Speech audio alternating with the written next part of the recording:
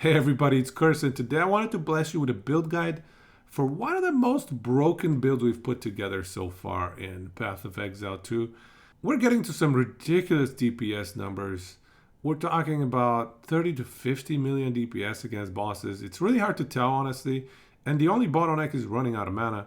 And I'm not even running that mana potion that gives you all your mana back, so if I purchase that, I'm pretty sure I could reliably kill 6-player tier 5 Xesht in 5 to 10 seconds max. And I think he has like 350 million HP or something. I don't remember, but he's pretty beefy. Anyways, the build deals ridiculous single target DPS, but it's also insanely good for clear. Mostly because we're abusing Temporalis. And I'll see if I have time for a rant on Temporalis in this video. Maybe I'll try to keep the video focused and I won't. But either way, Temporalis OP, nerf please. But because of Temporalis, we get to just blink around and comets follow us. Every single blink is accompanied with a comet. And these comets hit ridiculously hard. Character sheet DPS says something like, I think just under a million, maybe 700k or so, without certain buffs that are active during fights. And that is not DPS, by the way, that's just on hit. So literally every single trash mob dies by a single comet, especially if that comet crits. So we're utilizing some of the most broken and OP mechanics that the game has to offer right now. So certainly a lot of these are going to get nerfed.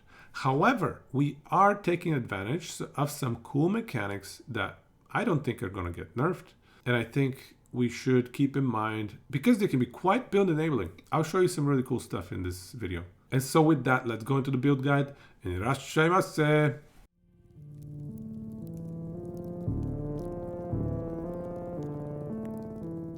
So without going into details on the skills, I'll do that in a little bit. I want to just quickly go over the general idea for the build. We utilize Archmage, which is one of the most overpowered skills in the entire game. I would be absolutely amazed if they don't nerf this. This deserves many, many nerfs. But anyways, mana stacking in general is OP. So we utilize Archmage and mana stacking to get a massive DPS boost for our comets. And the way that we trigger comets varies depending on whether we're in a single target scenario against unique bosses. And so for unique bosses, we use cast on crit. This is simply one of the best ways to trigger and to proc abilities. And these are not just any comets, these are just ridiculous 800k average damage per use. And that is without including the critical weakness. So crazy high DPS comets cast on crit versus single target. And then cast on dodge, I just swap these over and we use that for clear, for anything that's not single target. But once we get to the boss, we just move things around. And so that is the general concept, is that we stack mana for damage. However, the way in which we stack mana is interesting because in order to get a lot of mana, we actually utilize life stacking. So you'll notice the claw here for Infernalist. If we stack a lot of life and reserve 75% of our life total, we get a lot of energy shield, so it's a defensive layer, a lot of spirit, which serves many different purposes, I'll explain later, and then a lot of mana. So life stacking gives us damage through mana, but also damage through spirit and defenses. So life stacking is just an incredibly good way to scale this build. Now, the problem with the build, and I want to be extremely upfront about this is a very high-end, very expensive build to put together. You'll see my items in a little bit. It's kind of very difficult to get to a point of 280 spirit, which is where this build really starts to shine. So that's achievable if you hit 4,550, or sorry, I think it's 4,500 life is the threshold to get 280 spirit without additional sources of spirit through amulet or weapon or chest, whatever it may be. You do need quite a bit of life on gear, percent life on just various different sources, and that is very expensive. So I want to be upfront in how pricey this build could be. However, I will also give you a few tricks and a few really cool ways in which where you could actually execute on this build with a bit more of a budget. It's not going to give you the same performance, but I do believe it should still be a very strong build. The only problem is going to be Temporalis, obviously, and that is what enables the cast on dodge. So I'll try to give ideas around, working around that as well. But it's not easy to replace Temporalis. I don't think that's viable. So anyways, that is high level what the build is about. We stack life, we stack mana, and through the life we get spirit, we get mana, we get energy shield. And that in itself scales our damage. I'll give you some demonstrations on just how it scales the damage in a little bit. So let's start with the itemization. When it comes to what makes the build work, Temporalis obviously is best in slot if you want to be using cast on dodge. If you don't run Temporalis, cast on dodge does not work, and you want to be running something else for clear. Instead of Temporalis, you could run that one chest piece, the unique one that drops from the final boss, which gives you a bunch of spirit and a bunch of other benefits like potentially percent life or percent mana. That's a very good chest piece to choose from if you have that in your budget. But there are other decent options as well. If you're short on spirit, you could just run a chest piece that gives you spirit, energy shield, life, mana. All of those are things that this build scales very well with. Beyond that, I am running a threaded light. So if you read it, this is an extremely powerful threaded light, but you could get a 12% increased spell damage per 10 spirit one for quite cheap, for like 5 exalt.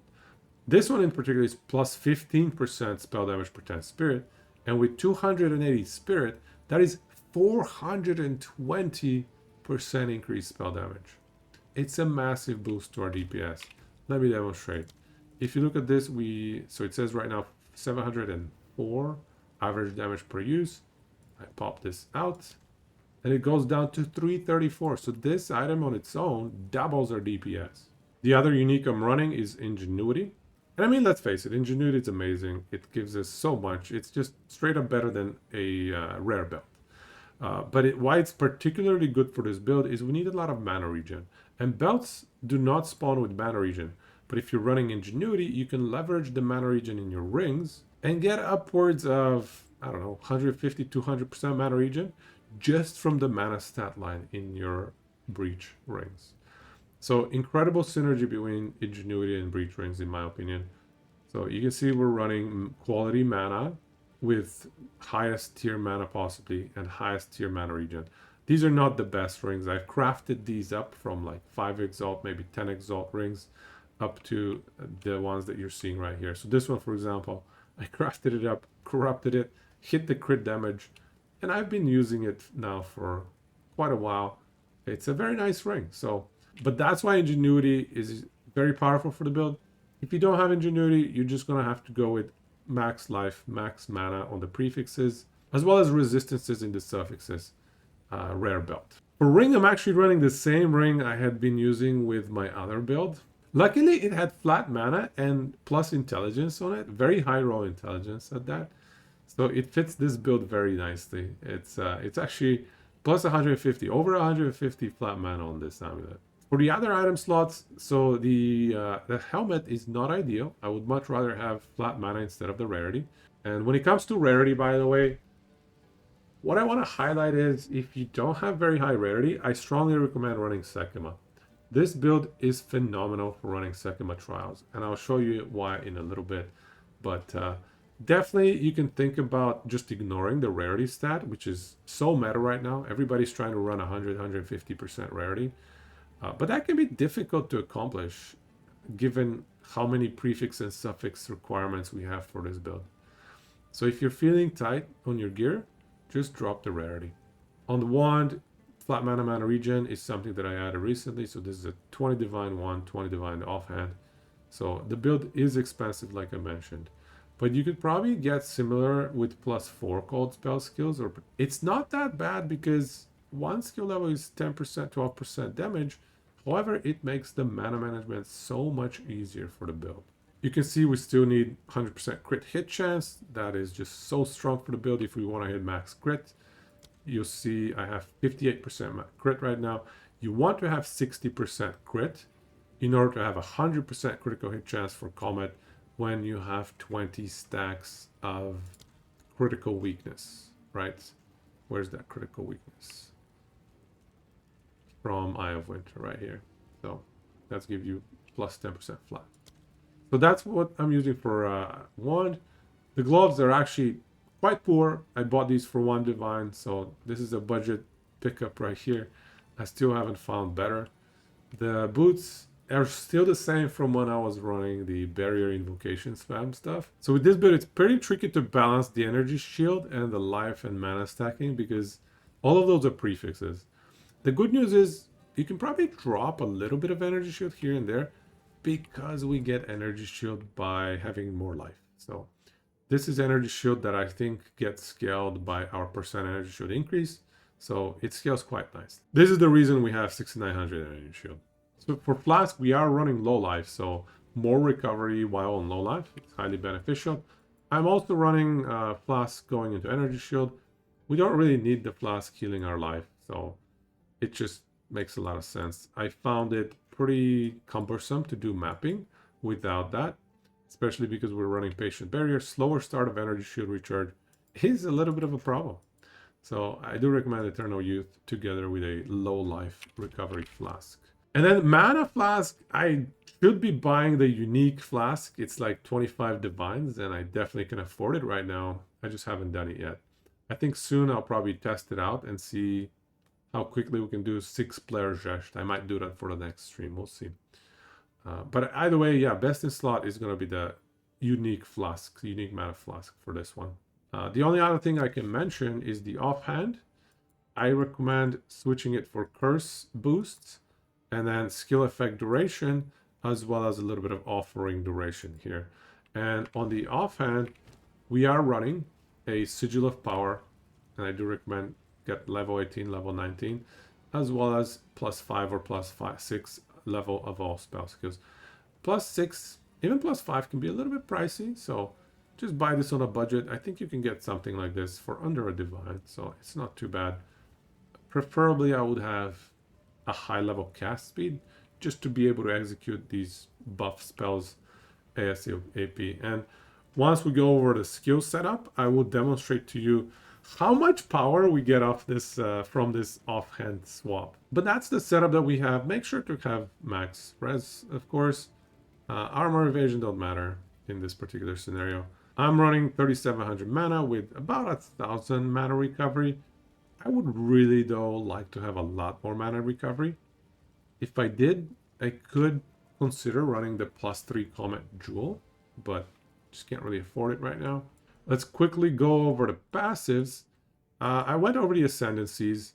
We are going for the full HP reservation here. The other benefit of being low life, other than just the flask here, is that we get to go and pick up Pain Attunement. Because realistically, if you didn't take these two, for example, you might be like, well, let's take Grinning Immolation. And really, Pain Attunement is free. Grinning Immolation is actually going to do a bunch of fire damage to you. So it's quite unpleasant.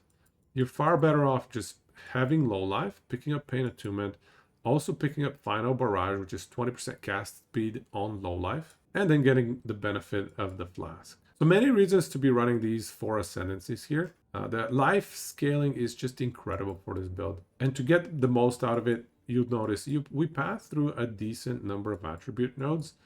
And part of the reason for that is to get to valuable crit nodes like this one, and this one, as well as getting as many jewel sockets as possible. You can see I'm running meta skills energy.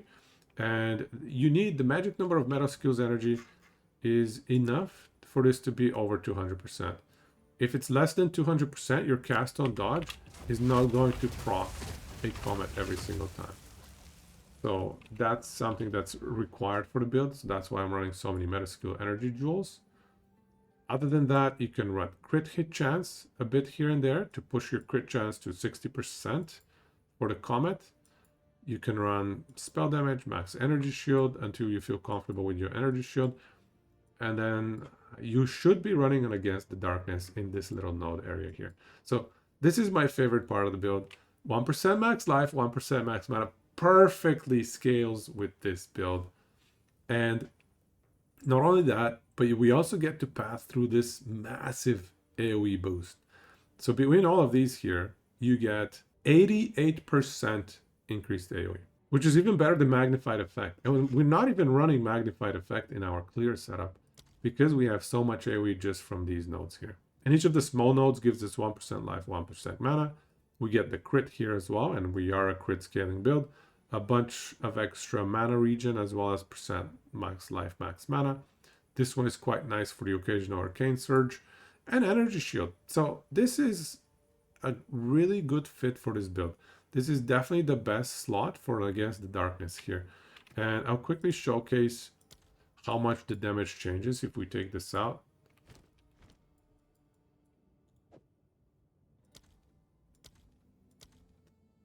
You can see the damage went down to 584, even though we just took out life and mana, nothing else.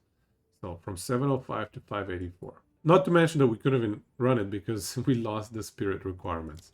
So other than that, yeah, pick up a lot of the jewel nodes, a bit of int and a bit of energy shield there. And then mana management is a major problem. So we pick up a lot of mana regen for the build and also these mana cost reduction. I would also even consider mental toughness. There is a possibility to just drop all of these here. It would make hitting max crit chance easier. But yeah, this build heavily relies on Adorned and getting a lot of good magic jewels. So let's talk a little bit more about the skill gem setup. So cast on dodge with Comet, obviously. Then we have Spell Echo. Those are no-brainers. Then we have Inspiration for mana management, must have. And we also have Impetus to hit that 200%. Without Impetus, you need even more jewels.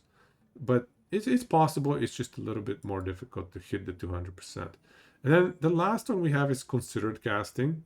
This kind of seems to be bugged because it says you cast yourself, but we're still getting the damage bonus. So I think this should get replaced by something else. It can be replaced perhaps by Magnified Effect for clear, or perhaps once you put it on single target to something that gives you extra damage. So for example, there's Rising Tempest. I think that's a good option, 12% more elemental damage. And if you remember, Conductivity is actually a lightning skill. That should boost the damage a little bit extra as well. Against single target at least. Then we have Cast on Critical. For this one, you don't need to worry about the 200% threshold. And I would certainly recommend, instead of using Impetus, just use Concentrated Effect because we don't care about the AoE against single target. For Archmage, you want to hit level 21. That gives you an extra 0.5% or percent extra damage lightning per 100 mana. So in order to do that, you either need a corrupted level 19 that gets pushed to a level 20 Archmage Spirit Gem, or a level 20 Spirit Gem with a Lightning Mastery socketed into it.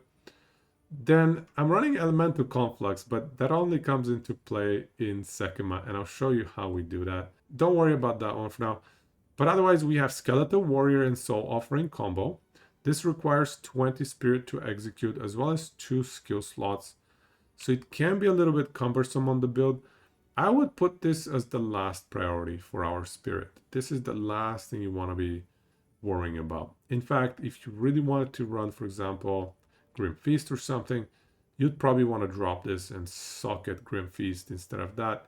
Maybe consider dropping Clarity, although Clarity I think is highly valuable, 10 Spirit for 30 mana regen. But it's an option. You can trade this 20 plus 10 Spirit for a Grim Feast.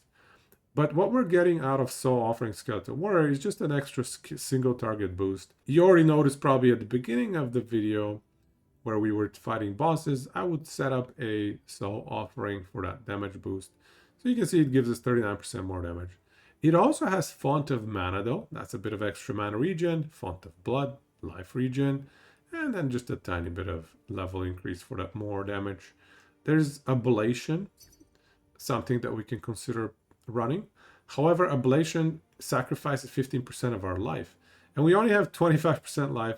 So Ablation is kind of scary.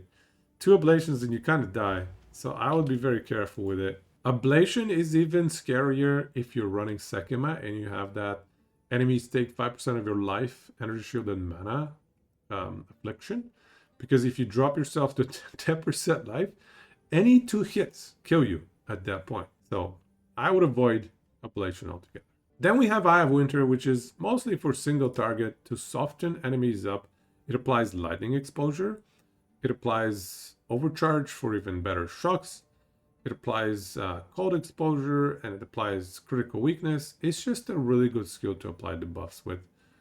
We have Blink, obviously, with Clarity. Arcane Tempo. Arcane Tempo is tremendous on blink. It just makes the blinks a lot faster. Mobility, I don't know if this does anything, I'll be honest with you. This might be useless here, but Arcane Tempo certainly is not. Conductivity with heightened curse, focused curse, as well as all of these curse nodes on the swap, on the staff swap. So this is very powerful. This results in something like 72, maybe 79% lightning damage, or sorry, lightning resistance reduction on the enemies. And then finally, Sigil of Power. Right now, this is level 18. If we switch to the staff though, it says level 26, and it's 16% more spell damage per stage, max 4 stages, which are very easy to hit, by the way. So that is quite a powerful 64% more damage boost. And this is where we're leveraging Magnified Effect as well. Magnified Effect is such a high demand support gem. I find that it's tricky to find where we should be using it. But yeah, we went with Sigil of Power just to make it easier to stay inside the AoE. Then we have Persistence as well. Makes Sigil of Power last longer, obviously.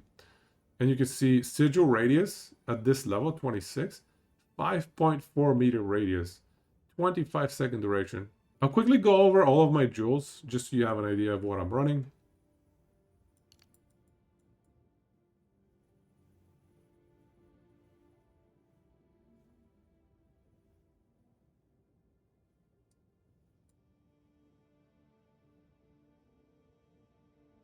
This Against the Darkness is actually pretty cheap, by the way. It's not like those Spirit Granting Against the Darkness jewels. Those are pricey.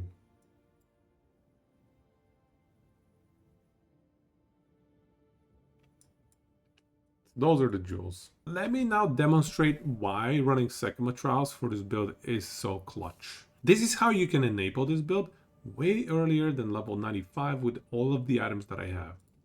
Check this out. So let's just slot the Gym Barrier, and then this is my usual setup if I'm running against the Darkness jewels. And what I wanted to highlight is these 4 relics right here. If you run % increase maximum life, you can see between these 4, I have 97% max life. And I guess 79% increase relic drops.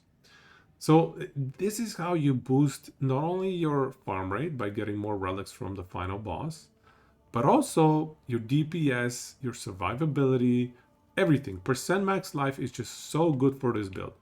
Let me demonstrate. So if we just click confirm. Currently, I have 750k average damage per use on my Comet.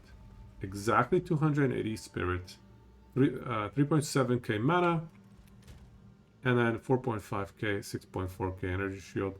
So those are currently my stats. Once we enter, let's see how high we can get to. So try not to click that. So starting off here, 6.4 energy shield, we got almost an extra 2k energy shield. That is from the life getting converted into energy shield right here. And then the life went up from 4.2k to 7.3k. Absolutely ridiculous. 111 spirit extra. So we had 0 remaining, if you recall.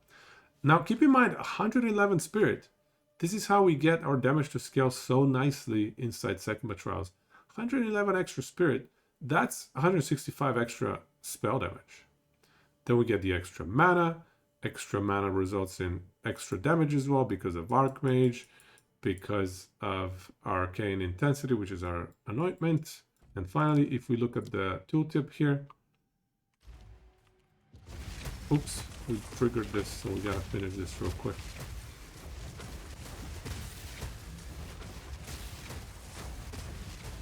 This is what it looks like, actually. I guess I can demonstrate what a completion looks like. And I'm not even doing a very good job. It's just twinkling around, comets falling everywhere. Very smooth. Anyway, now that we've completed it, here is the on use. 1.05. So we got, oh, it changed again. So 1.02 actually. So it went up by 35%, let's say. So it was 750k before we went into the Sekhema. But because of the % life increase, nothing else, all the other relics don't give me damage. But because of the % life increase, we got an extra 35% more damage. On top of all the survivability, mana management, extra spirit, which, oh, by the way, extra spirit allows us to run elemental conflux. So if elemental conflux procs lightning, which here it comes, lightning, which is going to be 70% more damage. If we get the lightning proc, 1.56 average damage per use. So anyway, if you're running all of that, let me just demonstrate here. We do that, and then we get the 4 stack.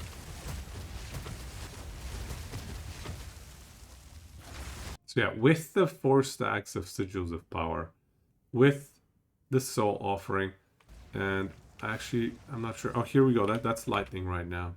And with the lightning proc, I think we have it right now. It's 2.6 million damage per use. That is before critical weakness. This is how we evaporate bosses. And then with cast on crit, we proc multiple of these hard-hitting comets. It's absolutely insane DPS. This is why the build is so crazy, especially against single target. All of these more multiplicative buffs just stacking together. This is why this build is so good in the Sekhema trials. And so if you don't have the currency or the items to set this build up perfectly, as I kind of have it almost near perfectly right now, it's very difficult to get to this point. I completely acknowledge that. But if you're starting at an earlier point, Sekhema trials can be a really good source of currency. As long as you can get to a point where you're running the against the Darkness Jewel relic every single time, that is pretty much a guaranteed 2 divine. If you can do the run in 25, maybe 45 minutes without the Temporalis, that's a pretty good farm rate, because that's pure 2 divine without counting other drops that you're going to get from the boss, jewel drops that you're going to get from the chests afterwards, random drops here and there from random mobs. Altogether, I think Sekhema should be 5 to 8 divines per hour at least. I've run quite a few of them, and honestly, Sekhema is probably 70-80% of how I've gotten a lot of the currency that I have. Another trick you can use to get to the 280 spirit that I've been running and that I find pretty comfortable. Maybe 260 you could get away with if you don't want to run the skeletons. But yeah, to get to 260 spirit, you can even consider running a scepter with plus max spirit, plus max mana. That's going to be super cheap if you don't care about the minion levels. You can get away with cutting some corners. Obviously, your crit game is going to be much weaker, so you're not going to get to scale crit really early on. But that's the progression I would recommend, is focus a little bit less on crit chance, on crit damage as you're gearing up. And then once you take care of your HP pool and you can comfortably get to that 260 spirit, then you can start switching towards more of a crit chance setup and crit damage setup. And you can see right now I'm running 58.35 with 577 crit damage bonus. By the way, I decided to upload the build into Maxroll this time because they actually make it easier to have jewels like Against the Darkness, etc. And one more note I wanted to make is Prism of Belief with +3 level of all combat skills. This is a really good choice for DPS. It gives you like 40% more damage. However, it's kind of hard to sustain the mana cost, so I'm not actually running it. I would really love to run it. So I actually hope GG do something about the mana cost scaling in the game. I do believe it's a little bit extreme. Essentially, with every single level, you get 11 to 12% more damage for most skills. But the mana cost goes up by 12, 13, 14% more. So mana cost grows more so than damage. That's not right. That can't be right. Please, let's reduce that a little bit. It just gets out of hand in the end game. Maybe like if it's 11% damage and 10% more mana cost, I think that will be more manageable. So to wrap up the build guide, I'll leave you with a level 80 boss map example. You'll notice that the build is a little bit too fast, so the delirium fog is not dissipating or expanding fast enough. So I actually went and changed my Atlas skill tree just to accommodate for that after this map. But yeah, it's a little bit annoying that the delirium rewards are not maxing out across the entire map. Anyway, I fixed that. And while we're wrapping up, I also wanted to talk about Temporalis a little bit. and the build in general, it looks like the patch notes or what GGG are planning to do with the next patch isn't going to nerf too much just yet. So Archmage is going to be untouched. Temporalis Blink on Dodge seems to be untouched. And we could be wrong. Anything can happen, of course. But it looks like the build is going to be fine for the at least near future. So I'm going to keep enjoying the build, and you can enjoy it too for a little bit still until we get some of those big nerf patches coming up. And let me just say, I really hope they nerf Temporalis and Cast on Blink. Just Temporalis in general. The item is so game breaking, it's just too much, and it gets the game gets a bit too zoomy for me, honestly. I don't enjoy it as much as some of the more tactical and slower experience of the rest of Path of Exile 2. Once you get to Endgame, everybody is just incentivized to run Temporalis in order to keep up with the farm rate that you would get with it, because you just can't achieve such results without Temporalis. Temporalis is just too good. Please nerf, please do something about it, GGG. On a similar note, Archmage is also kind of build constraining. It essentially forces everybody to run Archmage. There are very few builds that can run no Archmage and achieve similar DPS as the top tier Archmage build. You know, one of them is probably some of the barrier invocation shenanigans that we were running, but even that just pales in comparison to what we can do with this setup. And if you enjoyed this build guide, if you're thinking about running the build, trying to get all of the high cost items and jewels, etc. that you need to make it happen, please drop a like and subscribe. Check me out on Twitch. We're going to keep running the build for a little bit still while we're acquiring items for a different build. I should also mention, I am recognizing that it seems like I gravitate towards endgame builds and endgame min-max optimization, and a lot of the builds that I've put together so far I feel like might not be super accessible to most of the POE2 player base. So I will try for my next build to prioritize and to design it in a way where it's a lot more accessible for a lot more players. I will try to have two different setups, one being a budget setup, one being Giga endgame min-max setup, the stuff that I love. So hopefully the next build that I run can excel both in early endgame and in the super late endgame. I'm still planning and trying to come up with ideas for what I want to do with the next build, but we'll see. And with that, much love, thank you very much, and go ciso, sama reszta.